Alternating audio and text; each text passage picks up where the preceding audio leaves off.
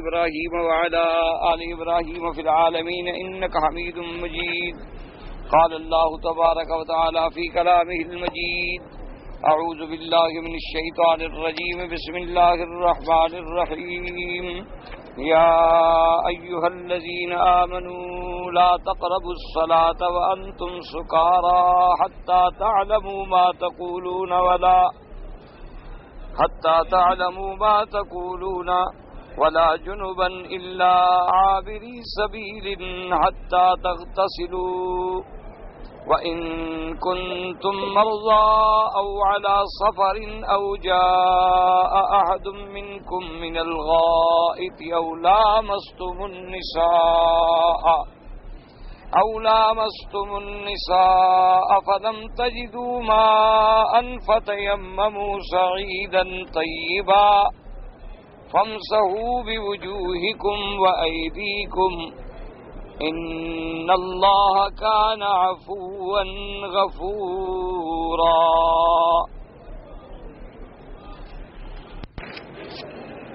سورۃ النساء کی ان آیات مبارکہ میں اللہ تبارک و تعالی نے مسلمانوں کو، ایمان والوں کو حکم دیا کہ نشے کی حالت میں نماز کے قریب نہ جائیں. جیسا کہ الحمدللہ اب سورۃ نساء کے سابقہ دروس میں اور سابقہ آیات میں یہ پڑھ چکے ہیں کہ سب سے پہلے اللہ نے حکم دیا تھا کہ میری عبادت کریں اور اللہ کی عبادت میں کسی کو شریک نہ کریں، اور اس کے بعد حکم ملا تھا کہ اپنے والدین کے ساتھ بھلائی کریں، رشتہ داروں کے حقوق ادا کریں، یتیموں کی کفالت کریں، مسکینوں کی نگہبانی کریں، اور جو آپ کا قریبی ہمسایہ ہے یا دور کا ہمسایہ ہے اس کی عزت مال کی حفاظت کریں اور اس کی اعانت کریں. اسی طرح اللہ نے حکم دیا کہ اگر کوئی مسافر ہے تو اس کی مدد کریں، اور جو تمہارے ہاتھ کے مال ہیں یعنی تمہارے پاس غلام ہیں، ملازم ہیں، نوکر ہیں، ان کے حقوق کا خیال رکھیں. اور ساتھ اللہ نے یہ ارشاد فرمایا کہ اللہ تبارک و تعالیٰ کسی شیخی باز کو اور متکبر کو پسند نہیں کرتے، کیونکہ ایک وہ ہوتے ہیں جو زبان سے شیخیاں مارتے ہیں کہ ہم ایسے ہیں اور ہم ایسے ہیں، اور ایک ہوتے ہیں کہ جن کی چال میں، ڈھال میں، عمل میں تکبر جھلکتا ہے کہ دوسرے کو حقیر سمجھتے ہیں. اللہ تبارک و تعالیٰ کو یہ دونوں باتیں پسند نہیں ہیں.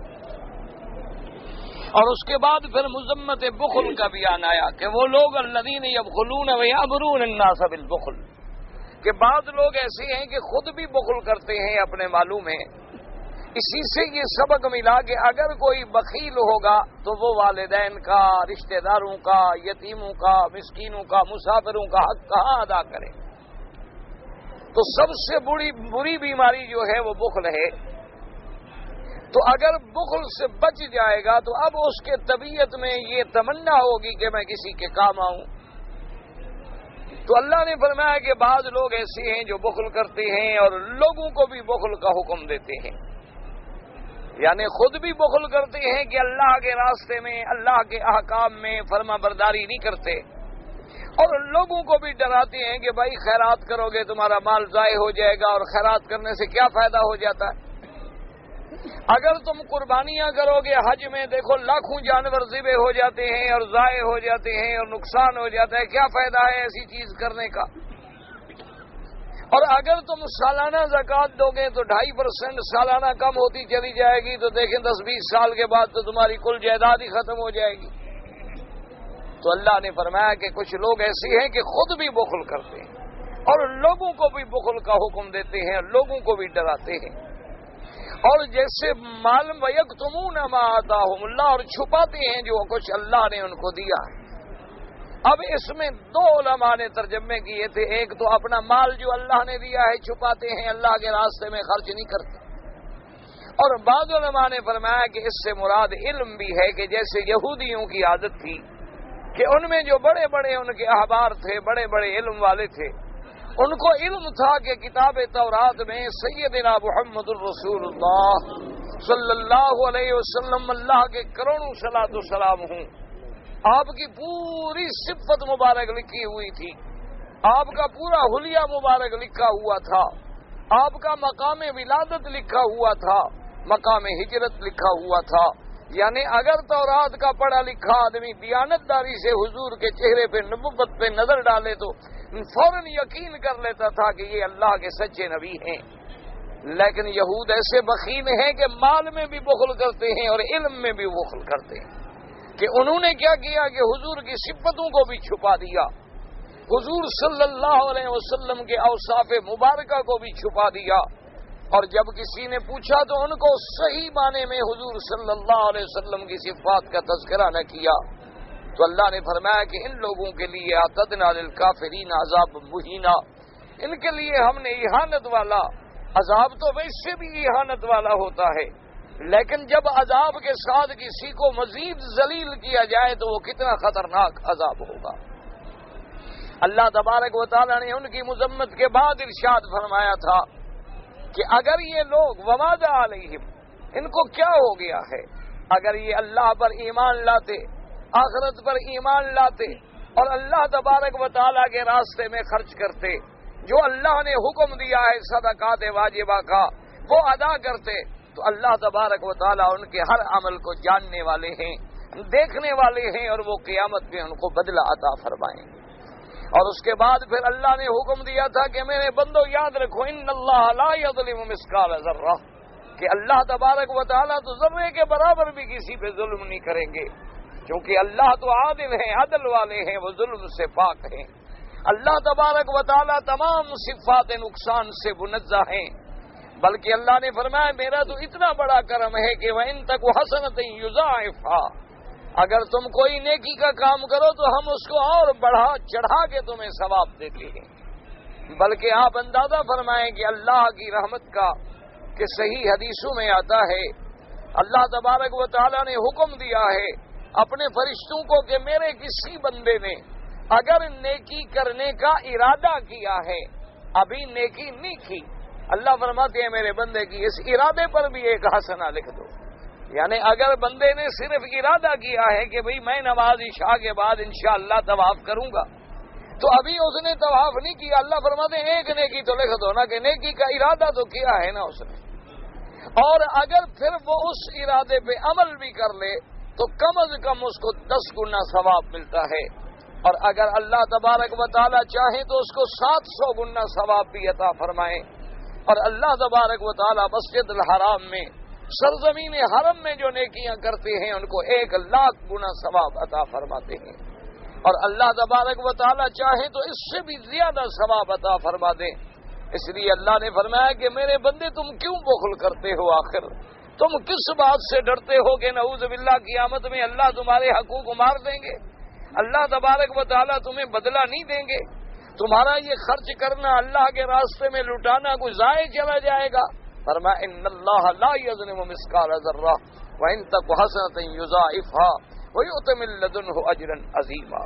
اور اس کے بعد پھر اللہ پاک نے منظر قیامت کا بیان فرمایا کہ خبردار، اگر تم نے اتنے احکام کے باوجود، اگر تم نے اتنے دلائل کے باوجود، اگر تم نے اتنی آیات کے باوجود پھر بھی میرے احکام پہ نہ چلے، میرے احکام کی فرما برداری نہ کی اور میرے راستے میں تم نے خرچ نہ کیا، تو پھر اس منظر کو یاد رکھو کہ جب قیامت کا منظر ہوگا اور ہر امت پہ ہم ایک گواہ لائیں گے، ہر امت پہ اس کا پیغمبر آ کے گواہی دے گا، اور پھر یہ بات بھی یاد رکھیں کہ وہ کیا منظر ہوگا، وَجِئْنَا بِكَ عَلَىٰ هَٰؤُلَاءِ شَهِيدًا، کہ اے میرے مدنی محمد مصطفیٰ صلی اللہ علیہ وسلم پھر سب پہ ہم آپ کو بھی گواہ لائیں گے۔ تو یعنی کتنا عظیم منظر ہوگا قیامت میں کہ جب گواہی دینے والے اللہ کے نبی ہوں، جب گواہی دینے والے حضرت محمد رسول اللہ صلی اللہ علیہ وعلی آلہ وصحابہ وسلم تسلیما کثیرا کثیرا۔ تو یاد رکھیں، اسی لیے حدیثوں میں آتا ہے کہ دعا کیا کریں کہ جیسے رمضان المبارک کا مہینہ ہے، یا جیسے اللہ کا قرآن ہے، یا اللہ کے نبی ہیں، وہ قیامت میں ہمارے لیے گواہی دیں، ہم پر گواہی نہ دیں۔ اگر ان کی گواہی ہمارے خلاف ہو گئی تو پھر بچنے کا تو کوئی سوال ہی پیدا نہیں ہو سکتا۔ اسی طرح اگر رمضان المبارک نے، اسی طرح قیامت میں اگر نماز نے، اسی طرح قیامت میں اگر اللہ کے قرآن نے ہمارے خلاف گواہی دے دی کہ یا اللہ میں ان کے گھروں میں پہنچا، میں ان کے گھروں میں موجود تھا، لیکن ان لوگوں نے نہ تو مجھے پڑھا، نہ مجھے سمجھا اور نہ میرے اوپر عمل کیا، بلکہ ان لوگوں نے تو یہی اپنا دین بنا لیا تھا کہ جب قسم کھانی ہو تو قرآن شریف لے آؤ، اور جب کسی جھگڑے کا فیصلہ کرنا ہو تو بس قرآن پہ ہاتھ رکھ دو، اور اللہ کے نبی فرمائیں کہ انہوں نے میرا تو بس یہی احترام کیا کہ سال میں 2-3 دن جھنڈیاں لگا دو، ورنہ نہ نماز تھی، نہ روزہ ہے، نہ حج ہے، نہ زکوٰۃ ہے، نہ اطاعت اللہ ہے، نہ اطاعت الرسول ہے صلی اللہ علیہ وسلم۔ تو اگر انبیاء کی گواہی ہمارے خلاف ہو گئی تو پھر انجام کیا ہوگا؟ اس لیے ہمیشہ یاد رکھیں کہ اللہ تبارک و تعالیٰ کی انبیاء کی محبت کا کیا معنی ہے کہ ہمیں اللہ پاک حضور کی اطاعت اور غلامی اور فرما برداری کی توفیق عطا فرمائے۔ صرف اس کا نام غلامی نہیں ہوتا کہ آدمی سال میں کوئی رسم منا لے، اس کا نام محبت نہیں ہوتا کہ سال میں اپنی طرف سے کوئی جلوس نکال لیا، سال میں اپنی طرف سے گھروں پہ چراغاں کر لیا۔ یہ تو ساری رسومات ہیں جن کا اسلام سے اور اللہ کے دین سے کوئی تعلق نہیں۔ یعنی آپ اندازہ فرمائیں کہ اسی طرح بعض کافر ملک جو ہیں، بعض کافر قومیں جو ہیں، بعض بے دین اور لا مذہب لوگ جو ہیں، انہوں نے بھی تو اپنے اپنے دن رکھے ہوئے ہیں، انہوں نے بھی تو اپنے اپنے ڈے رکھے ہوئے ہیں کہ وہ ڈے بنا لیتے ہیں، انہوں نے بھی کسی نے بھی بجلیوں کا، کسی نے چراغاں کا، کرسمس پہ دیکھ لیں اور ان کے دیکھ لیں دیوالیوں پہ دیکھ لیں، تو یہ طریقہ نہیں ہوتا۔ یاد رکھیں سب سے بڑی کامیابی کا طریقہ کیا ہے کہ قل ان کنتم تحبون اللہ، اللہ پاک نے قرآن میں واضح کر دیا کہ اگر تم اللہ کو محبوب رکھتے ہو اور محبوب بننا چاہتے تو فاتبعونی یحببکم اللہ، محمد مصطفیٰ صلی اللہ علیہ وسلم کی اتباع کریں، حضور پاک کی غلامی کریں، حضور پاک کے نقش قدم پہ چلیں، حضور کے ہر حکم پہ گردن جھکا دیں، اور جس کا کام سے اللہ کے نبی روکیں اس سے رک جائیں، یہ دلیل محبت ہے۔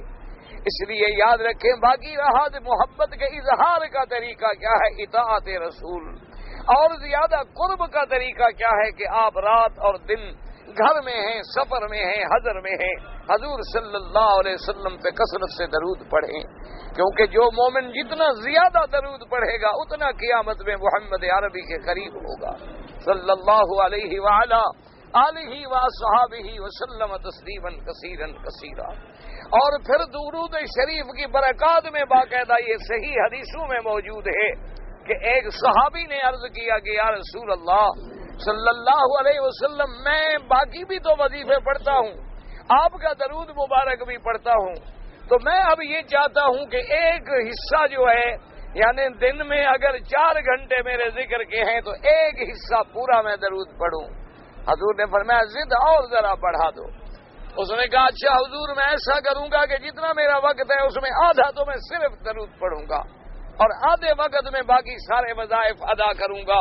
حضور نے فرمایا اور بڑھا دو۔ اس نے کہا اچھا حضور اب میں یہ کروں گا کہ 3 حصے وقت کے درود پاک تلاوت کروں گا اور ایک حصے میں باقی اوراد پورے کروں گا۔ حضور نے فرمایا اچھا اور بڑھا دو۔ تو اس نے کہا اچھا حضور اب میں سارا وقت جو ہے درود ہی پڑھوں گا۔ حضور نے فرمایا پھر میں بھی تمہیں یقین دلاتا ہوں کہ اللہ تیرے ہر قسم کے ہموم اور غموم کو اس کی برکت سے ڈال دے گا، یعنی تمہیں کوئی غم نہیں آئے گا، تمہیں کوئی غم نہیں آئے گا، تمہیں کوئی پریشانی نہیں آئے گی، تمہیں کوئی دکھ نہیں آئے گا، تیری تمام تکلیفوں کا مداوا جو ہے اللہ پاک اس درود کو بنا دے گے۔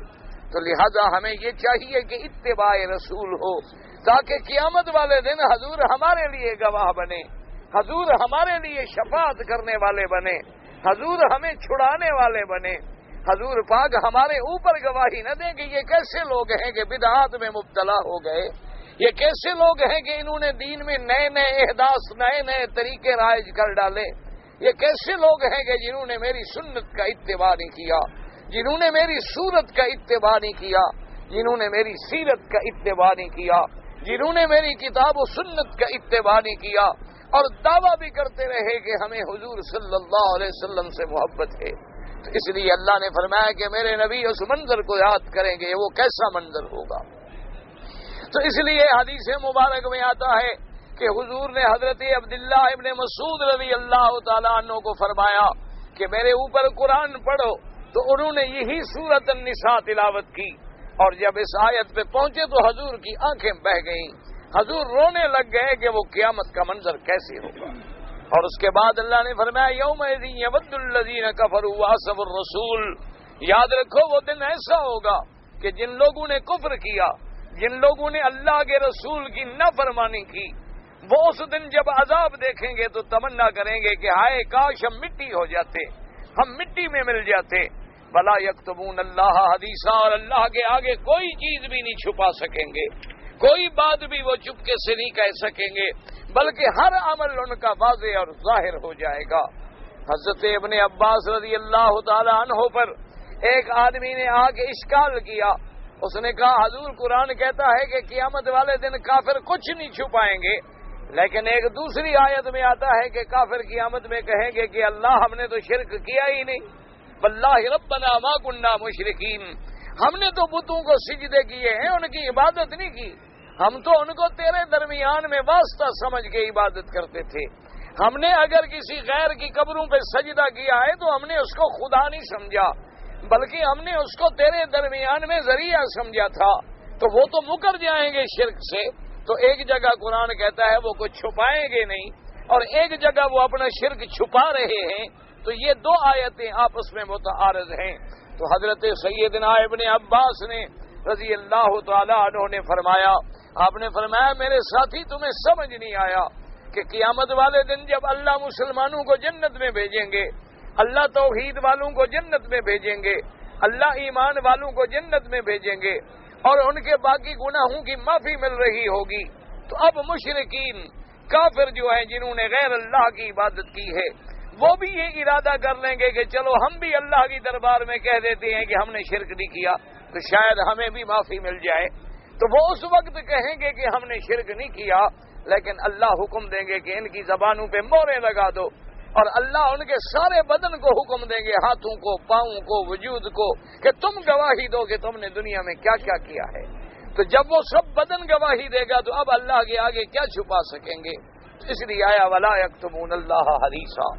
اب اس کے بعد یہ آیات مبارکہ جو آج ہم نے تلاوت کی ہیں، اس میں اللہ نے فرمایا کہ یا ایھا الذین آمنوا لا تقربوا الصلاۃ لا تقربوا الصلاة وأنتم سكارى حتى تعلموا ما تقولون۔ اللہ نے حکم دیا کہ ایمان والو نماز کے قریب نہ ہو اس حال میں کہ تم نشے میں ہو، حتیٰ کہ وہ نشہ اتر جائے اور تم اس قابل تو بنو کہ سمجھ سکو کہ کیا کہہ رہے ہو۔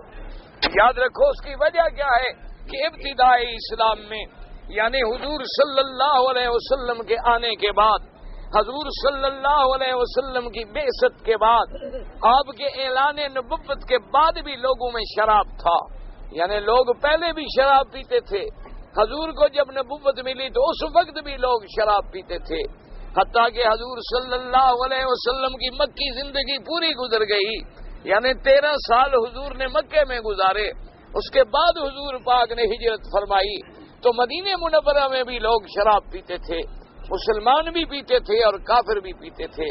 وجہ کیا تھی کہ اللہ نے شراب کو حرام ہی نہیں کیا تھا، کہ جب تک شراب حرام نہ ہو تو حرام ہونے سے پہلے کے احکام الگ ہوتے ہیں۔ لیکن یاد رکھیں کہ اس دور میں بھی ایسے پاک لوگ تھے کہ جیسے میرے آقا انعامدار خاتم الانبیاء حبیب کبریا اللہ کے کروڑوں صلاۃ و سلام ہوں، آپ نے زندگی میں کبھی شراب نہیں چکھا ہے۔ اسی طرح حضور کے کئی پیارے صحابہ ہیں کہ جنہوں نے کفر کے زمانے میں بھی شراب نہیں پیا، یعنی اس دور میں ایسے لوگ بھی موجود تھے جنہوں کفر میں بھی شراب نہیں پیا اور جنہوں نے اسلام میں بھی شراب نہیں پیا۔ تو ابتدا میں جب شراب کا یہ عالم تھا تو اللہ تبارک و تعالی نے حضرت امیر المؤمنین سیدنا عمر بن الخطاب رضی اللہ تعالی عنہ نے دعائیں مانگی، اللہ سے عرض کیا اللہم بین لنا فی الخمر بیانا شافیا، کہ یا اللہ شراب کے بارے میں کوئی احکام واضح نازل فرمائیں۔ تو یاد رکھیں کہ سب سے پہلے تو یہ آیت اتری کہ یسألونک عن الخمر والمیسر قل فیہما اسم کبیر ومنافع للناس واسمہما اکبر من نفعہما۔ اللہ پاک نے فرمایا کہ میرے نبی صلی اللہ علیہ وسلم آپ سے پوچھا جاتا ہے شراب کے بارے میں اور جوئے کے بارے میں، تو آپ بتا دیں کہ یہ چیزیں گناہ ہیں، گو اس میں فوائد بھی ہیں، فائدے بھی ہیں، لیکن ان کے گناہ جو ہیں وہ فائدے سے زیادہ ہیں۔ تو سب سے پہلے یہ آیت نازل ہوئی تو بہت سارے لوگوں نے تو اس آیت کے پڑھنے پہ شراب جو تھی وہ چھوڑ دی، لیکن اس کے باوجود بھی کوئی حرمت کا خاص حکم نازل نہیں ہوا تھا کہ وضاحت کے ساتھ آ جاتا کہ یہ حرام ہے۔ تو حضرت عمر نے پھر دعائیں مانگی، انہوں نے کہا اللہم بین لنا بیانا شافیا، کہ یا اللہ شراب کے بارے میں اور واضح حکم نازل فرما۔ تو اس کے بعد یہ آیت نازل ہوئی کہ یا ایھا الذین آمنوا لا تقربوا الصلاة وانتم سکارى حتى تعلموا ما تقولون۔ اور اس کے سبب نزول میں روایت میں آتا ہے کہ حضرت عبد الرحمن ابن عوف نے اپنے دوستوں کی دعوت کی، تو دعوت کے اندر گوشت بھی تھا اور شراب بھی تھا، اور لوگ شراب پیتے رہے اور گوشت کھاتے رہے، اور اتنے میں نماز کا وقت آ گیا۔ بعض روایات میں تو ہے کہ کسی آدمی نے نماز پڑھائی، اور بعض روایات میں ہے کہ حضرت علی نے نماز پڑھائی، اور بعض روایات میں ہے کہ بس رجل کسی بندے نے یعنی صحابہ میں سے نماز پڑھائی۔ تو اس نے جب نماز پڑھنی شروع کی اور نماز تو نشے کی حالت میں تھا، تو قرآن کہتا ہے قل یا ایھا الکافرون لا اعبد ما تعبدون، تو وہ نشے میں بھول گیا، کہنے لگا اعبد ما تعبدون، اچھا میں بھی ان کی عبادت کرتا ہوں جن کی تم عبادت کرتے ہو۔ اب لا بھول گیا۔ تو جب نماز سے ختم ہوئے تو اللہ نے قرآن نازل فرما دیا کہ اے لوگوں نماز اس حالت میں نہ پڑھو گے، تم نشے میں ہو، تمہیں پتہ ہی نہیں کہ کیا کہہ رہے ہو، تو لہذا نشے کی حالت میں نماز پڑھنے سے منع کر دیا گیا۔ تو اب بعض لوگوں نے اس آیت کے اترنے کے بعد شراب چھوڑ دیا کہ بھئی جو چیز نماز میں حارج ہوتی ہے اچھی تو نہ ہوئی، اگر اچھی چیز ہوتی تو اللہ کی عبادت سے کیوں روکتی، لہذا لوگ اس سے بھی رک گئے، کیونکہ ایسی بات نعوذ باللہ زبان سے نکل جائے کہ بغیر دعا کے بجائے مانگنے کے ہم اپنے لیے برائی مانگ رہے ہوں۔ اور یاد رکھیں اسی سے مسئلہ لکھا ہے فقہائے کرام نے، اللہ ان کی قبروں پہ کروڑوں رحمتیں فرمائے۔ اور ایک حدیث مبارک میں بھی آتا ہے کہ اگر کسی آدمی پہ اذا نعس احدکم، کہ اگر کسی آدمی پہ نیند کا غلبہ ہے، یعنی شراب تو نہیں نعوذ باللہ، لیکن نشہ بھی نہیں کرتا، لیکن مسافر ہے، تھکا ہوا ہے، مرا ہوا ہے، نیند غلبہ کر رہی ہے، تو اسلام کہتا ہے، حدیث مبارک میں بھی حکم ہے، فقہا نے بھی وضاحت لکھی ہے کہ ایسے آدمی کو چاہیے کہ تھوڑی دیر سو جائے، تھوڑی دیر سو جائے تاکہ کچھ نیند کا غلبہ اتر جائے، اور اس کے بعد پھر نماز ادا کرے، تاکہ ایسا نہ ہو کہ اللہ سے مغفرت مانگنے کے بجائے اپنے آپ کو گالیاں دے رہا ہو۔ اب دیکھو نا، ایک لفظ کی غلطی میں معنی بدل جاتے ہیں۔ آپ کہیں اللہم اغفر، یا اللہ ہمارے گناہ معاف فرما، اب اگر یہاں اللہم اغفر کے بجائے کہہ دیں اللہم اعفر تو معنی ہوگا اللہ ہمیں برباد فرما۔ تو اس لیے حکم ہے کہ اگر نیند کا بھی غلبہ ہے تو اس وقت بھی آپ نماز ادا نہ کریں، بلکہ تھوڑی سی دیر کے لیے آنکھ لگا لیں تاکہ تمہاری دماغ ٹکانے پہ آ جائے اور پھر تیار ہو کر نماز پڑھیں۔ اور یہاں سے یہ بھی سمجھ آیا حتی تعلموا ما تقولون، علماء نے لکھا کہ نماز پڑھنے کا مقصد یہ نہیں ہے کہ تم صرف ٹکرے مار لو، نماز پڑھنے کا مقصد یہ نہیں ہے کہ تم نے اٹھک بیٹھک کر لی اور گھر چلے گئے، بلکہ یہ بھی حکم ہے کہ تم سمجھو گے تم کیا کہہ رہے ہو، تمہاری زبان سے کیا نکل رہا ہے، تم قرآن پڑھ رہے ہو تو کیا پڑھ رہے ہو، تم رکوع میں تسبیح پڑھ رہے ہو تو کیا پڑھ رہے ہو، تمہیں پتہ چلے، تمہیں علم ہو کہ میں نے اللہ سے کیا مانگا ہے۔ اور اگر آگے امام پڑھ رہا ہے تو تم سمجھنے کی کوشش کرو، اگر تمہیں ترجمہ نہیں آتا ہے تو الفاظ پہ غور کرتے رہو تاکہ اللہ تبارک و تعالیٰ تمہارے دل و دماغ میں اس قرآن کے اثرات و برکات جو ہیں وہ جما دیں۔ اس لیے اللہ تبارک و تعالیٰ نے یہ حکم دے دیا۔ جب یہ حکم آیا تو اب لوگ جو تھے وہ شراب سے نماز کے وقت پہ رک گئے کہ بھئی اگر ہم نے عصر کے بعد پیا تو مغرب کا وقت آ جائے گا، پھر عشاء کا وقت آ جائے گا، تو رات کو کبھی کبھی پی لیتے تھے کہ چلو صبح تک سو جائیں گے اور نشہ اتر جائے گا۔ حضرت عمر رضی اللہ تعالیٰ عنہ نے پھر اللہ سے دعائیں مانگی کہ یا اللہ مہربانی فرما اللہم بین لنا بیانا شافیا، تو اس کے بعد اللہ نے قرآن نازل کیا حرم علیکم الخمر والمیسر۔ اللہ نے فرمایا کہ میرے مدنی صلی اللہ علیہ وسلم اعلان فرما دیں کہ حرام کر دیا گیا ہے شراب بھی اور جوا بھی۔ اب جوئے کی جتنی قسمیں ہیں وہ سب حرام ہیں، چاہے وہ جوا کمپیوٹر سے کھیلیں، چاہے وہ جوا نیٹ ورک پہ بیٹھ کے کھیلا جائے، چاہے وہ جوا پتوں سے کھیلا جائے، چاہے وہ جوا کسی گھوڑ دوڑ پہ لگایا جائے، چاہے وہ جوا جو ہے کسی انداز میں بھی کھیلا جائے وہ حرام ہے۔ اور اسی طرح شراب بھی حرام ہے اور اس کی جتنی قسمیں ہیں وہ حرام ہیں۔ اس کی تعریف میرے آقا نے فرما دی کہ کل مسکر حرام، ہر نشہ آور چیز جو ہے وہ حرام ہے۔ یہ ضروری نہیں ہوتا کہ وہ نشہ آور چیز چاہے وہ انگوروں سے بنائی جائے یا چاہے وہ کسی برتقال سے بنائی جائے، چاہے وہ کسی گڑ سے یا جو سے بنائی جائے، جس چیز میں بھی نشے کی کیفیت پیدا ہو گئی اس کا پینا حرام ہے۔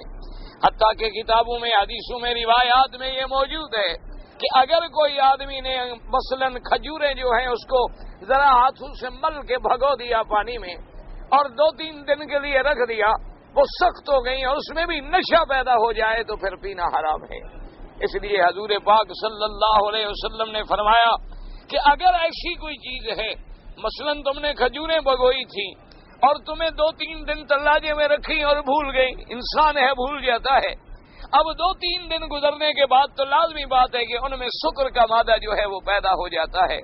تو اب دیکھیں اسلام نے کتنا بڑا سبق دیا ہے کہ اگر ہم پھینک دیں تو بلا وجہ حلال چیز کو پھینکا جا رہا ہے۔ تو اسلام نے کہا اذا اشتد فاکثروا شدتہ بالماء، حضور نے فرمایا کہ ایسی چیز اگر دیکھو کہ اس میں شدت پیدا ہو گئی ہے تو اس میں اور زیادہ پانی ملا دو اور اس کی شدت کو توڑ ڈالو تاکہ اس میں سکر کا اثر جو ہے وہ ختم ہو جائے۔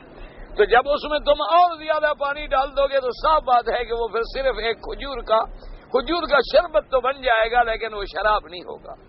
اسی طرح یاد رکھیں جیسے بعض لوگ اللہ تبارک و تعالیٰ معاف فرمائے بڑے بڑے بہانے بناتے ہیں کہ جی شراب تو وہ حرام ہے جو انگوروں سے بنایا جائے، کیونکہ اس زمانے میں انگوروں سے شراب بنتی تھی اور آج ہم جو بناتے ہیں یہ تو جو سے بناتے ہیں، یا ہم تو مالٹے اور کنو اور سیب کا شراب بناتے ہیں، ہم تو انگوروں کا شراب بناتے ہی نہیں ہیں۔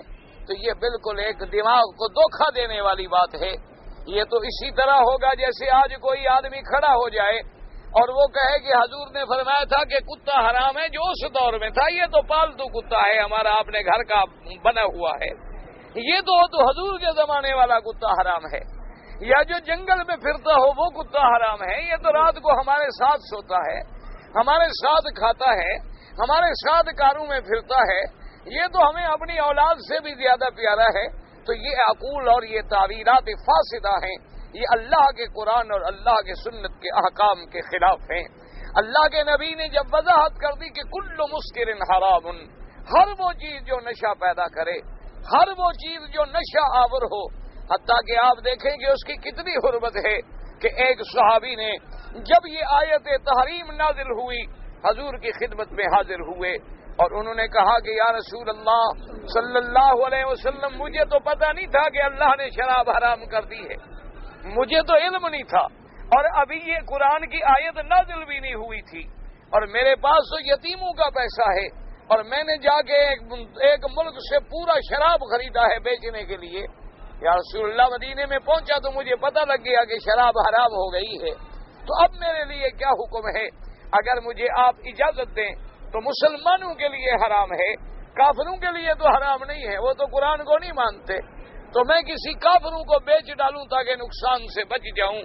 حضور نے فرمایا میرے صحابی ثمن الحرام حرام، حرام چیز بیچ کے جو پیسہ ملے وہ بھی حرام ہے، چاہے تم کافر کو بیچو یا مسلمان کو بیچو، اس کو انڈیل ڈالو، اس کا بدلہ اللہ تمہیں اپنے خزانے غیب سے عطا فرمائیں گے۔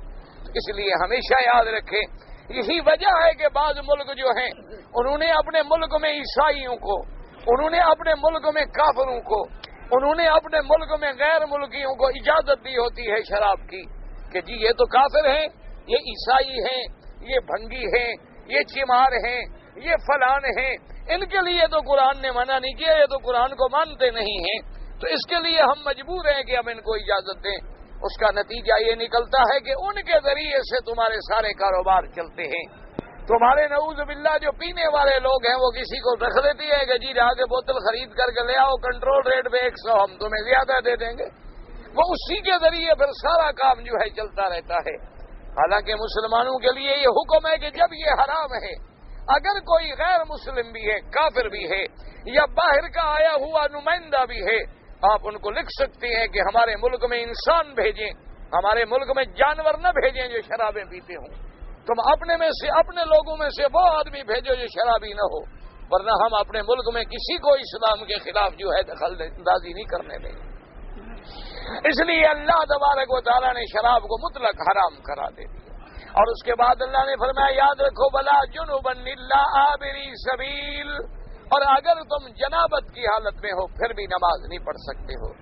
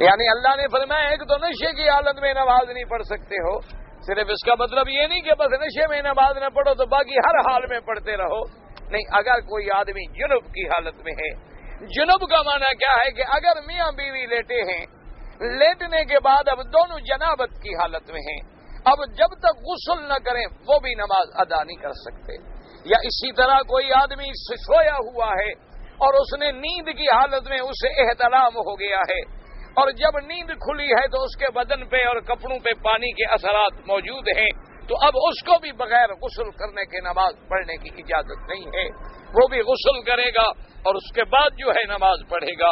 اس لیے فرمایا ولا جنبا الا عابری سبیل حتی تغتسلوا۔ اب فرماتے ہیں ان کنتم مرضى او على سفر او جاء احد منكم من الغائط او لامستم النساء فلم تجدوا ماء فتیمموا سعیدا طیبا۔ اللہ تبارک و تعالی نے فرمایا اچھا ایک حالت یہ ہے کہ اگر تم جنب کی حالت میں ہو تو غسل کرو، کیونکہ بغیر غسل کے جو ہے وہ نماز نہیں ہوگی، اور اسی لیے افضل یہ ہوتا ہے کہ اگر میاں بیوی لیٹیں تو سب سے افضل طریقہ یہ ہے کہ فارغ ہونے کے بعد غسل کر لیں، فارغ ہونے کے بعد غسل کر کے لیٹیں تو زیادہ بہتر ہے۔ لیکن اگر وہ غسل کرنے میں ذرا تکان محسوس کر رہا ہے تو کم از کم استنجا کر لے اور وضو کر لے، کیونکہ کوئی پتہ نہیں ہوتا ہم مر جائیں، کوئی پتہ نہیں ہوتا کہ ہماری روح ہی پرواز کر جائے، کوئی پتہ نہیں ہوتا کہ ہمیں پھر نیند سے اٹھنا بھی نصیب ہوگا کہ نہیں ہوگا، تو اس لیے چاہیے کہ آدمی فوراً غسل کر لے، اور جب تک غسل نہ کرے، اور یاد رکھیں کہ جنب سے غسل کا طریقہ کیا ہے، سب سے پہلے آدمی اپنے بدن کا وہ حصہ دھو ڈالے جس پہ پانی کے اثرات ہیں، استنجا کر لے اچھی طریقے سے، اپنے بدن کو دھو ڈالے، پھر وضو کرے جیسے نماز کا وضو کرتے ہو، یعنی جیسے ہاتھ دھوتے ہیں، منہ میں کلی کرتے ہیں، ناک میں پانی دیتے ہیں، اس کے بعد سر سے لے کر پاؤں تک پورے بدن پہ پانی بہائے، اور کوشش یہ کرے کہ کوئی بال، کوئی جگہ جو ہے وہ خالی نہ رہ جائے۔ اور بعد میرے بھائی غسل جنابت کرتے ہیں لیکن یہ خیال نہیں کرتے کہ بھی کان کے اندر بھی پانی پہنچا ہے کہ نہیں پہنچا، یہاں بھی خیال رکھا کریں۔ اور بعض بھائی غسل کرتے ہیں لیکن یہ نہیں دیکھتے کہ ناف کے اندر بھی پانی پہنچا ہے کہ نہیں پہنچا۔ اور بعض میرے بھائی جن کے بال بڑے گہرے ہوتے ہیں یا عورتیں ہوتی ہیں تو کوشش نہیں کرتی بس پانی بہا دیا غسل نہیں ہوگا، اگر ایک بال کے برابر بھی جگہ خالی رہ گئی تو غسل نہیں ہوگا۔ ان کو غسل کے لیے پانی پورے جڑوں میں پہنچانا چاہیے اور سارے بدن پہ پانی پھیرنا چاہیے۔ بعض لوگوں کی پاؤں کی انگلیاں ملی ہوتی ہیں، وہ خیال نہیں کرتے کہ اندر بھی پانی پہنچا ہے کہ نہیں پہنچا، انہیں احتیاط کرنی ہوگی۔ اسی طرح بعض آدمی کی ہاتھ کی انگلیاں چڑی ہوتی ہیں. اچھا، بعض عورتوں کے ہاتھوں پہ ناخن پالش لگی ہوتی ہے، غسل نہیں ہوتا جب تک کہ اس کو ریموو نہ کریں، کیونکہ اس کی تا بیٹھ جاتی ہے. اسی طرح مثلا بعض عورتوں کے ہاتھ پہ آٹا ملا ہوا ہے، آٹا جم گیا ہے، یا مثلا رنگ کرنے والے کے ہاتھ پہ رنگ جم گیا ہے، اس کو پہلے صاف کرنا ہوگا، کیونکہ اگر کسی جگہ بھی پانی نہیں پہنچے گا تو غسل نہیں ہوگا. اس لیے اچھے طریقے سے احتیاط کر لیں. اب اللہ نے دوسرا مسئلہ بیان فرما دیا کہ وَإِن كُنتُم مَرْضَىٰ، اگر تم بیمار ہو اور بیماری میں آدمی کو احتلام ہو گیا، یا بیماری کی حالت میں انسان ہے، میاں بیوی مل بیٹھے اور وہ اسی حالت میں ناپاک ہو گیا، او علی سفر، یا تم سفر کے اندر ہو اور اسی حالت میں تمہیں احتلام ہوا اور جنابت آ گئی، یا فرمایا او جاء احد منکم من الغائط، یا تمہیں جنابت تو نہیں آئی لیکن تم حمام میں گئے، بیت الخلا میں گئے، بول و براز سے فارغ ہو کے آ گئے، اور اس کے بعد فرمایا او لامستم النساء، یا تم نے عورتوں سے جماع کر لیا. کیونکہ صرف ہاتھ لگانے سے وضو کرنا ضروری نہیں ہوتا. ویسے بعض ائمہ کے نزدیک ہاتھ لگانے سے بھی وضو ٹوٹ جاتا ہے، جیسے امام شافعی رحمۃ اللہ علیہ کے نزدیک اگر وہ آدمی وضو کرنے کے بعد کسی عورت کو ہاتھ لگا لے تو اس کا، یا اپنی بیوی کو ہاتھ لگا لے تو وہ فرماتی ہے وضو ٹوٹ جاتا ہے. اس لیے آپ نے دیکھا ہے نا، ہمارے انڈونیشی بھائی بیچارے ہاتھوں پہ بھی کپڑے چڑھا کے رکھتے ہیں، کیونکہ اکثر وہاں امام شافعی رحمۃ اللہ علیہ کی فقہ ہے، تاکہ بھی طواف میں اگر کسی کو ہاتھ لگ گیا تو ہمارا تو وضو ختم ہو گیا. جب وضو نہیں ہوگا تو ان کے نزدیک تو پھر طواف بھی نہیں ہوگا. لیکن امام ابو حنیفہ رحمۃ اللہ علیہ اور باقی ائمہ کے نزدیک وضو نہیں ٹوٹتا ہے. کیا مانا؟ اگر کسی آدمی نے وضو کرنے کے بعد اپنی بیوی کو ہاتھ لگا لیا ہے، حتیٰ کہ بعض روایات میں آتا ہے اس نے وضو کیا، فارغ ہوا، بیوی کو بوسہ بھی دے دیا، تب بھی وضو جو ہے وہ نہیں ٹوٹتا. بعض علماء نے اتنا فرق کیا ہے کہ اگر اس نے اپنی بیوی کو بوسہ دیا شہوت کے ساتھ، اس نے اپنی بیوی کو ہاتھ لگایا شہوت کے ساتھ، لیکن شرط یہ ہے کہ مدی یا وضی نکل جائے تو پھر وضو کرنا پڑے گا، ورنہ پھر بھی وضو کی ضرورت جو ہے وہ نہیں ہوتی.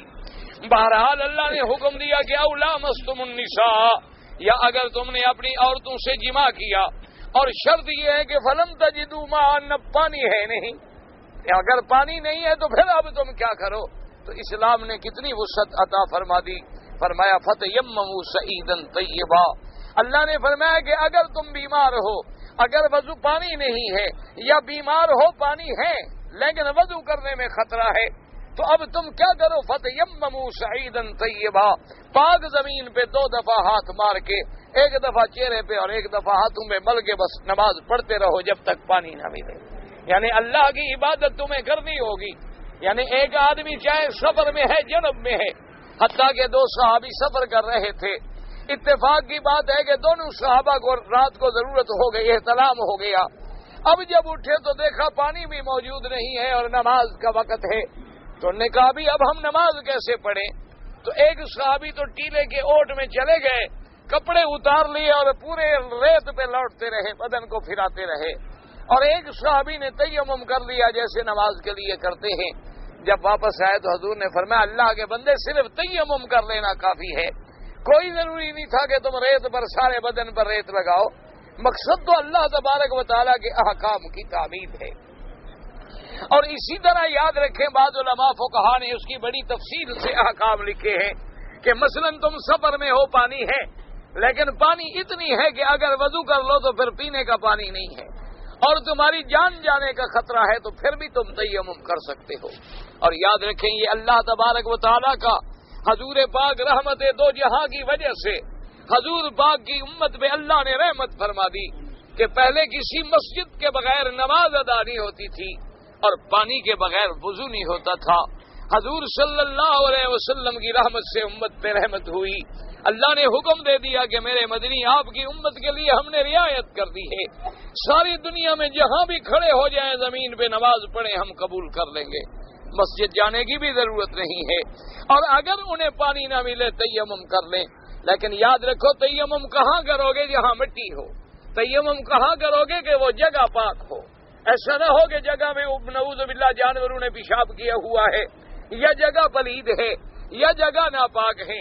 یا ایسے ستون پہ جیسے بعد حج میں ہم دیکھتے ہیں ہمارے حاجی بھائی یہ جو ستون کھڑے ہیں پتھر کے ان کے ساتھ تیمم کر رہے ہوتے، ستون کے اوپر کو مٹی لگی ہوئی ہے کہ تم تیمم کر رہے ہو. تیمم کرنے کا مقصد یہ ہوتا ہے کہ مٹی موجود ہو. اگر مٹی نہیں ہے، اینٹ ہے لیکن کچی اینٹ ہے مٹی والی، جس کے ہاتھ لگانے سے کچھ نہ کچھ تو مٹی تمہارے ہاتھوں پہ آئے، اس لیے حکم ہے فتیمموا صعیدا طیبا. پھر اس کے بعد اپنے چہروں پہ ملو اور اپنے ہاتھوں پہ. ان اللہ کان عفوا غفورا، اللہ تبارک و تعالی معاف فرمانے والے ہیں. اللہ تبارک و تعالی اپنے بندوں کی بخشش فرمانے والے ہیں. یعنی کیا مانا کہ اگر تم سے پہلے کوتاہیاں ہو گئی، اگر تم سے پہلے کوئی غلطیاں ہو گئی، اگر میرے حکم آنے سے پہلے تمہیں پتہ ہی نہیں تھا تم غلطیاں کرتے رہے، اللہ نے فرمایا ڈرو نہیں، میں معافی دینے والا ہوں اور میں تمہارے گناہ معاف کرنے والا ہوں. شرط یہ ہے کہ تم اصلاح کے ساتھ اپنے گناہوں کی معافی چاہو اور اللہ تبارک و تعالیٰ کی مغفرت کو تلاش کرو. اللہ پاک سے دعا کریں اللہ ہم سب کو معافی عطا فرمائیں. اللہ پاک امت محمد مصطفیٰ کی مغفرت فرمائیں. اللہ تبارک و تعالیٰ پوری حضور کی امت پہ رحم کا فیصلہ فرمائیں. اللہ تبارک و تعالیٰ ہم سب کی پریشانیاں دور فرمائیں. عمرے اور حج میں عورتوں کو 4 انگلی کے برابر نہیں تھوڑے سے بال کاٹنے کا حکم ہے کہ عورتیں جو ہیں حج میں یا عمرے میں جب فارغ ہوں تو بال اکٹھے کر کے آخر میں جہاں بال پہنچیں اتنے بال کاٹیں. یہ بعض عورتیں جو یوں پکڑ کے کاٹ لیتی ہیں یا یوں کاٹ لیتی ہیں، یہ ناجائز ہے. یاد رکھیں عورتوں کے بال کاٹنے کا معنی یہ ہے کہ بال سارے اکٹھے کر کے جہاں آخر میں انتہا ہو وہاں تھوڑے سے بال جو ہیں وہ کاٹ لیں. یہ ہے شریعت کا مسئلہ. یوں پکڑ کے کاٹ لینا، یوں پکڑ کے کاٹ لینا یہ گناہ ہے. کہتے جی ہمارے ملک میں ہم نے دیکھا ہے کہ بعض لوگ جو ہیں کسی چیز پر کشتی لڑیں یا زور لگائیں تو یا علی مدد کہتے ہیں. یہ شرک اکبر ہے کہ اللہ کے سوا حضرت علی کو پکارنا یا اللہ کے سوا جبریل کو پکارنا یا اللہ کے سوا اللہ کے نبی کو پکارنا یا شیخ عبد القادر جیلانی کو پکارنا، یہ سب شرک ہے اور چھوٹا موٹا شرک نہیں، شرک اکبر ہے. یعنی آدمی مشرک ہو جاتا ہے کہ اللہ کی مدد کے بجائے کسی غیر کی مدد طلب کی، اور مدد کرنے والا صرف اللہ ہے. وَإِن يَمْسَسْكَ اللَّهُ بِضُرٍّ فَلَا كَاشِفَ لَهُ إِلَّا هُوَ. اللہ نے قرآن میں فرما دیا کہ اگر تمہیں کوئی تکلیف پہنچے تو تیری تکلیفوں کو کوئی دور کرنے والا نہیں اور تیری کوئی مدد کرنے والا نہیں. اس لیے اللہ نے قرآن میں فرمایا کہ میرے مدنی کو جب ضرورت ہوئی تو کس نے مدد کی؟ فرمایا فقد نصرہ اللہ، اللہ نے آپ کی مدد کی. اسی طرح آپ دیکھیں کہ غار ثور میں جب ہجرت کی اللہ نے فرمایا الا تنصروہ فقد نصرہ اللہ، کہ تم چاہے مدد نہ بھی کرو تو اللہ مدد فرمائیں گے.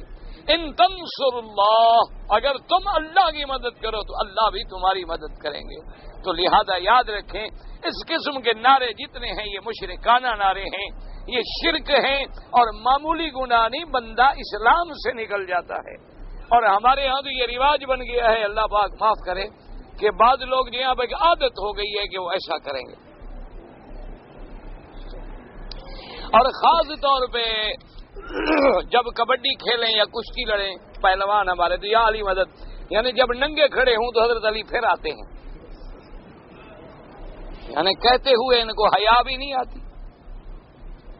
یعنی ایک تو اللہ کا کوئی ڈر ہو، کچھ حضرت علی کا بھی حیا ہو. کب بلا رہے ہو ان کو تم؟ جب کپڑے اتار دیا اب حضرت علی آ جائیں گے. انا للہ و انا الیہ راجعون. اللہ ہدایت دے، بس دعا کریں. حضور صلی اللہ علیہ وسلم کو جو حیات النبی مانتے ہیں بالکل ٹھیک ہے، باقی وہ عالم برزخ الگ ہے، یہ عالم دنیا الگ ہے، لیکن اس میں تو کوئی شک نہیں. باقاعدہ حدیث مبارک ہے کہ شہید جو ہیں وہ بھی زندہ ہیں اور اللہ کے انبیاء تو شہیدوں سے بھی اعلیٰ و اولیٰ ہیں. پھوپھی کی بیٹی سے رشتہ ہو سکتا ہے. حضور صلی اللہ علیہ وسلم کے والد، والدہ، دادا کس مذہب پہ تھے؟ تم اپنا تو پہلے فکر کرو کہ تم خود کس مذہب پہ ہو. ان کا فکر کرنے کی تمہیں ضرورت نہیں اور نہ قیامت میں ہم سے پوچھا جائے گا. باقی ایک صاف بات ہے کہ حضور کی نبوت ملنے سے پہلے فوت ہو گئے، صاف بات ہے، اصولی سی بات ہے. اور ایک حدیث میں تو آتا ہے حضور نے فرمایا کہ میں نے بخشش مانگنے کی درخواست کی، اللہ نے قبول نہیں فرمائی.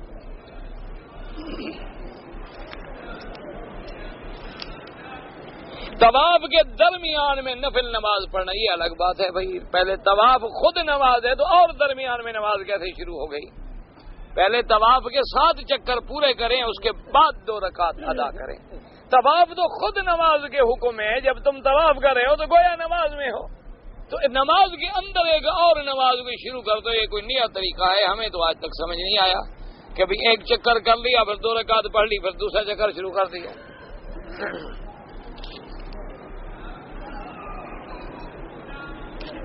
مجھے نہیں پتا آپ نے کیا لکھا ہے. سلک کا اسلام میں کیا دخل ہے؟ فوق کیا پتا مجھے تو نہیں پتا کیا پوچھ رہے ہیں آپ. مغرب کی نماز میں حنفی مسلک کے لوگ فرض سے فرض پڑھتے ہیں. مجھے پتا کیا سمجھ نہیں آتی آپ کیا پوچھنا چاہتے ہیں. حسبنا اللہ و نعم الوکیل ہر وقت پڑھ سکتے ہیں؟ پڑھ سکتے ہیں. اگر 4 رکعت نماز تھی اور ایک آدمی 5ویں رکعت میں بھی کھڑا ہو گیا، اب کیا کرے؟ اب وہ 6 رکعتیں پوری کر کے سجدہ صاف کر لیں، کیونکہ 5 رکعتوں کی تو نماز ہوتی نہیں ہے. صاف بات ہے کہ اب وہ 6 رکعتیں کر لے اور سجدہ صاف کر لے، نماز ٹھیک ہو گئی.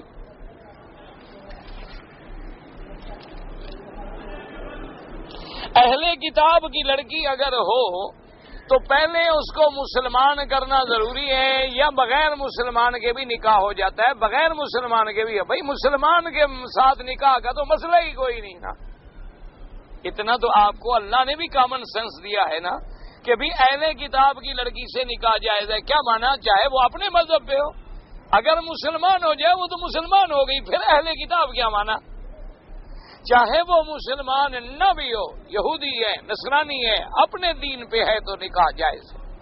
لیکن شرط یہ ہے یاد رکھنا کہ وہ اپنے دین پر بھی ہو. آج کل جو دنیا میں یہودی ہے، نصرانی ہے، ان کو تو پتہ ہی کوئی نہیں کہ یہودیت کیا ہے اور نصرانیت کیا ہے. بعض تو ان میں بالکل دہریہ ہیں، خدا اور رسول کو بھی نہیں مانتے. بعض ان میں تورات و انجیل کو بھی نہیں مانتے. تو وہ تو دہریہ ہیں.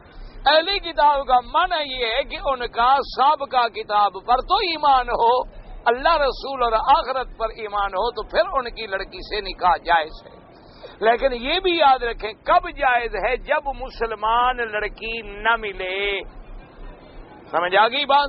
مسلمان لڑکی ملتی ہو صرف دولت ڈھونڈنے کے لیے یا شہرت ڈھونڈنے کے لیے آدمی کرے تو وہ اجازت نہیں ہے اسلام میں. وہ تو یہ ہے کہ مثلا میں یورپ میں رہتا ہوں، مجھے اپنے نفس پہ خوف ہے، خطرہ ہے، کوئی مسلمان گھرانہ ملتا نہیں، میں نے 4 سال پڑھنا ہے، تو بھئی اب میں کیا کروں؟ تو کسی اہل کتاب کی لڑکی سے بھی نکاح ہو سکتا ہے تاکہ آدمی زنا میں نہ جائے، گناہ میں نہ جائے، نافرمانی میں نہ جائے، حلال کے حدود کے اندر رہے.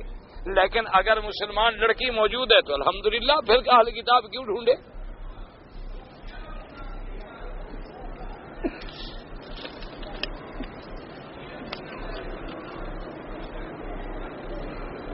کہتے جی ہمارے ملک میں ہندو جو ہیں وہ مزدوری کرتے ہیں. مثلا اگر ہم مسجد بنا رہے ہیں اور اس میں مزدور جو ہے وہ ہندو ہو، وہ اینٹیں دے رہا ہے، وہ مٹی دے رہا ہے، وہ چنائی کر رہا ہے، تو کیا اس کی مزدوری میں مسجد میں کوئی فرق آئے گا؟ یہ کعبہ کس نے بنایا تھا؟ مسلمان نے بنایا تھا. پہلے کعبہ تو ابو جہل نے بنایا تھا. اگر ابو جہل اور ابو لہب جیسے مشرکوں کے بنے ہوئے کعبے سے ہماری عبادت میں فرق نہیں آتا تو ہندو کی مزدوری سے کیا فرق آتا ہے بھائی؟ مزدور ہے، کوئی مزدور ہو، ہندو ہو، کوئی بلا ہو، کیا ہے؟ ہم نے تو مزدوری دینی ہے، کوئی ہو. ہاں ایک بات کا خیال رکھا کریں کہ بعض کافر ایسے بدبخت ہیں کہ وہ کوئی نعوذ باللہ ایسی حرکت نہ کرتے ہوں کہ بھئی ہماری عبادت خانے میں کوئی پلید چیزیں ڈال دیں، کوئی ناپاک چیزیں ڈال دیں، تو ایسے حالات میں ان پہ نظر رکھنی چاہیے. سمجھ آگئی؟ ورنہ مزدوری کرنے میں کوئی حرج نہیں، مزدور تو مزدور ہے. جی قرآن میں آتا ہے رب المشرقین و رب المغربین. حالانکہ مشرق اور مغرب تو ایک ہے، لیکن یہاں تثنیہ ہے. آپ کو صرف تثنیہ نظر آیا، جمع بھی ہے رب المشارق والمغارب. مشارق جمع کا صیغہ ہے. اس کے لیے علماء لکھتے ہیں کہ ہر روز کی مشرق اور مغرب الگ ہے. تو جب اتنے دن زیادہ ہے تو مشرق مغرب بھی زیادہ ہے.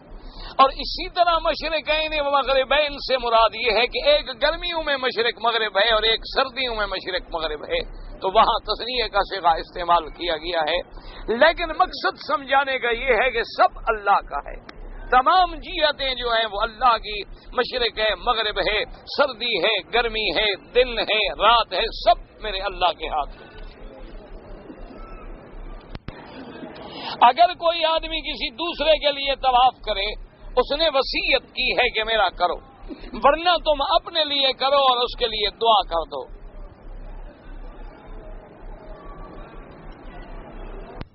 اگر ہم دو بھائی ہیں، اپنے چھوٹے بھائی کو ہم خرچ دے کر حج پہ بلانا چاہتے ہیں، تو پھر اس کو دوبارہ بھی حج کرنا ہوگا۔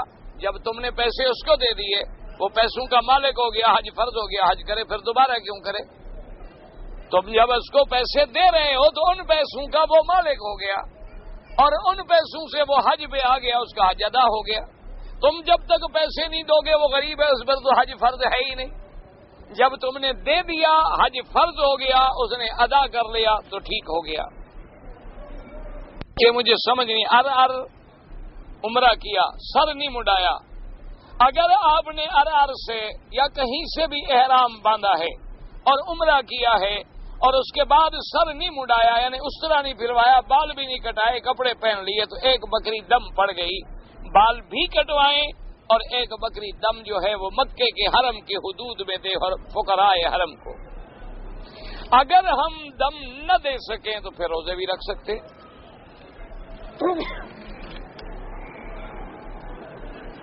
حضور صلی اللہ علیہ وسلم کے خواب مبارک میں کوئی آیتیں، صورتیں نازل خواب میں نہیں ہوتی۔ اللہ کے نبی کا دل تو سوتا ہی نہیں۔ اللہ پاک قرآن آپ کے سینوں پہ اتارتے ہیں، دل میں اتارتے ہیں، خواب میں دکھلاتے ہیں، آیات جو ہیں وہ دل میں اتاری جاتی ہیں۔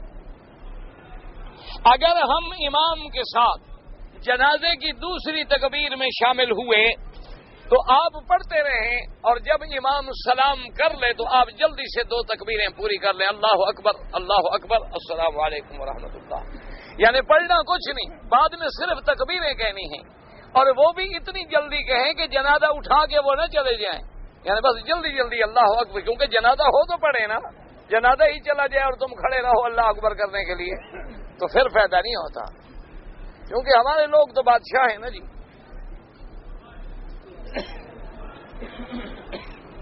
ان کو تو جنازے والی دعا پر بھی اعتبار نہیں ہوتا، جب جنازے کی دعا ہو جائے کہتے ہیں جی پھر دعا کرو، کہ وہ دعا جو ہے وہ تو حضور پاک نے سکھلائی تھی، اس پر تو ان کا یقین ہے ہی نہیں۔ اب جو مولوی اپنی دعا کرے گا اس پر یقین ہے، کیونکہ اس میں دعا کہ اللہم اغفر لحینا و میتنا، وہ یہ تو نہیں کہے گا اللہ میاں خان صاحب کی مغفرت فرما، چودھری صاحب کی، وہ یہ تو نہیں کہے گا، اور پیسے ملیں گے نہیں۔ اس لیے مولویوں نے کہا کہ نہیں، یہ دعا بعد میں ہوگی، بھائی ٹھہرو کھڑے ہو جاؤ، ابھی دعا ہونی ہے، کیونکہ اب وہ چودھری، خان، وڈیرا، سردار، گودا، سائیں کچھ کہیں گے تو دھیلا ملے گا نا، مفت کا مال کون دیتا ہے؟ میں بینک میں کام کرتا ہوں اور میں اپنے والدین کو حج کرانا چاہتا ہوں، جو بینک سے مجھے پیسے ملتے ہیں، میں اگر اپنے والدین کو بھیجوں تو ان کا حج ہو جائے گا؟ بالکل ہو جائے گا، حج تو ہو جائے گا، لیکن تم خود بھی کوشش کرو کسی اور جگہ نوکری ڈھونڈنے کی، اور جب دوسری جگہ نوکری مل جائے تو اس لعنت والے گھر سے نکل جاؤ، کیونکہ یہ عذاب کی جگہ ہے، یہ اللہ سے جنگ کی جگہ ہے، اللہ اور رسول سے لڑائی کی جگہ ہے۔ حتیٰ کہ کتابوں میں آتا ہے کہ لکھنے والے پر بھی لعنت، گواہی دینے والے پر بھی لعنت، کھانے والے پر بھی لعنت، کھلانے والے پر بھی لعنت، اور سود کا ادنا گناہ جو ہے وہ ماں سے زنا کے برابر ہے، جو کم سے کم گناہ ہے۔ کیوں؟ دیکھو نا، جب یار قرآن کہتا ہے کہ فَأْذَنُوا بِحَرْبٍ مِّنَ اللَّهِ، دیکھ لو جن جن ملکوں نے سود پہ قرضے لیے ہیں آج کیسے بھیک مانگ رہے ہیں۔ اس سے بڑی بات ابھی تک لوگوں کو سمجھ نہیں آئی۔ جس ملک میں نے سود پہ قرضہ لیا ہے وہ ذلیل ہو گئے، برباد ہو گئے، تباہ ہو گئے، اب زمین بیچو، اب گھر بیچو، اب مکان بیچو، جائیداد بیچو، پھر بھی قرضے اترنے والے نہیں۔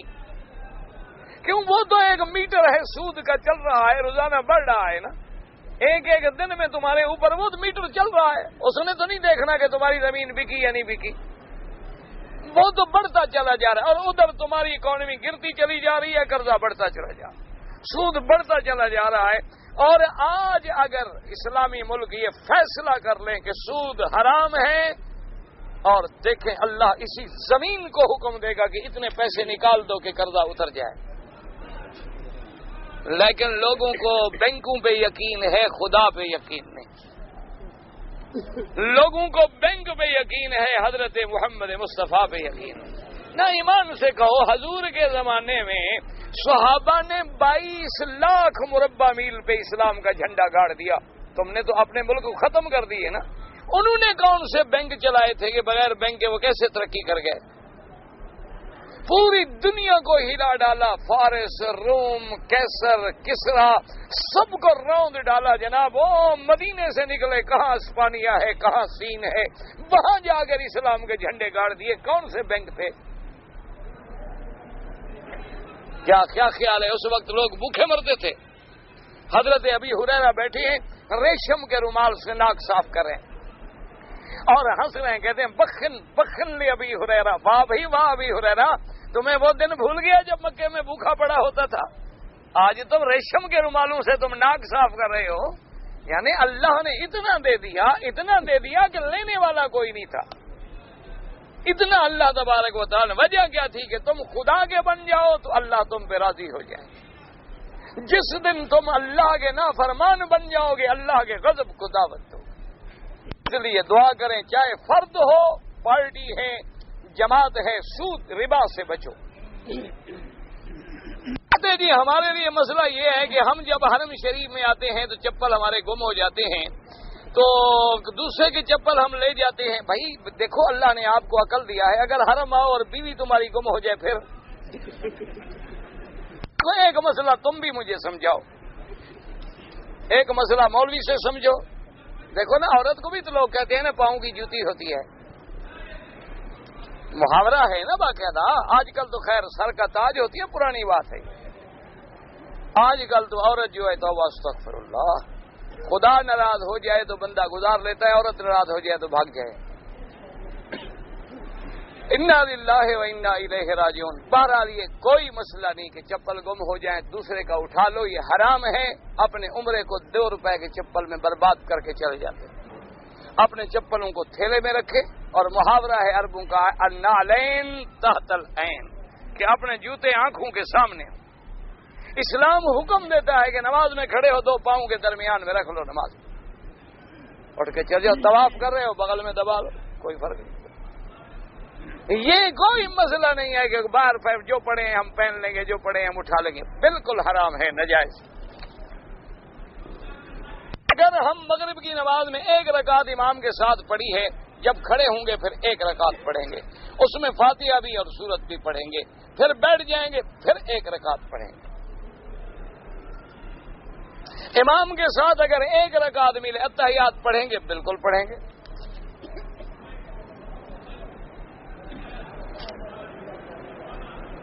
اگر جماعت کرانی پڑے مجھے امام بنا دیں تو میں کیسے نیت کروں؟ ایک آدمی کو پکڑ کے کہ میں تمہارا امام بنوں، تمہارا امام بنوں، تمہارا امام بنوں، تمہارا. سب قبول کریں تو بن جاؤ. اللہ کے بندے نیت ہے دل میں کہ میں امام ہوں، اللہ اکبر، بات ختم. اور کیسے نیت کریں؟ یہ کون سا مسئلہ ہے کہ بھئی آدمی کی کیا مشکل پڑ گئی؟ بھئی جب تم امام ہو بس اللہ اکبر نماز پڑھا رہا ہوں.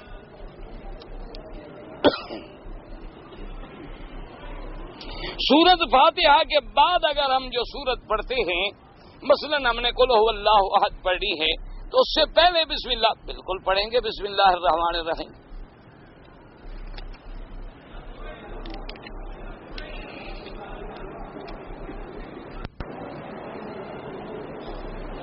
کہتے ہیں جی ایک آدمی نے، میاں بیوی نے حج کیا. حج کے بعد مکے میں مقیم تھے. انہوں نے طواف زیارت جو ہے وہ 15 دن بعد طواف زیارت کیا.